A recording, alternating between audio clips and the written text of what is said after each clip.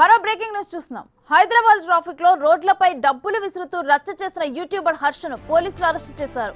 Kukatpally SR Nagar police station లో హర్షపై case నమోదు కావడంతో ఆయన అదుపులోకి తీసుకున్నారు. A few moments later.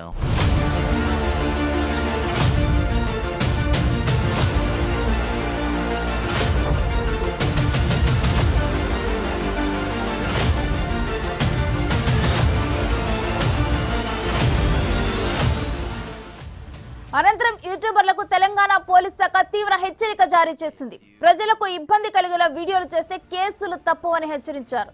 Social media వీడియోల కోసం, రీల్స్ కోసం సమాజానికి ఇబ్బంది కలిగించేలా ప్రవర్తించవద్దన్నారు. ఇలాంటి దుశ్చర్యలు, పిచ్చి చేష్టలు చేస్తే కఠినమైన చర్యలతో కేసులు చేపడతామని స్వాగతం పలుకుతాయని అన్నారు. ఈ మేరకు సోషల్ మీడియాలో తెలంగాణ పోలీసులు పోస్ట్ చేశారు. A few moments later.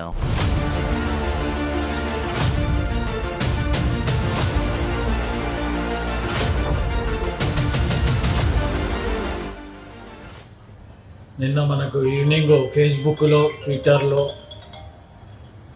ఇన్స్టాగ్రామ్లో, సోషల్ మీడియా ప్లాట్ఫామ్ మీద ఒక అతను, వంశీ అనే అతను, మోటార్ సైకిల్ పైన స్టంట్లు చేసుకుంటూ పబ్లిక్ ప్లేస్లో పబ్లిక్కు డిస్టర్బ్ చేసుకుంటూ, న్యూసెన్స్ చేసుకుంటూ, పైసలను వెదజల్లుతూ మోటార్ సైకిల్ మీద స్టంట్స్ చేసి లైక్స్ కోసం పెట్టిండు అతను.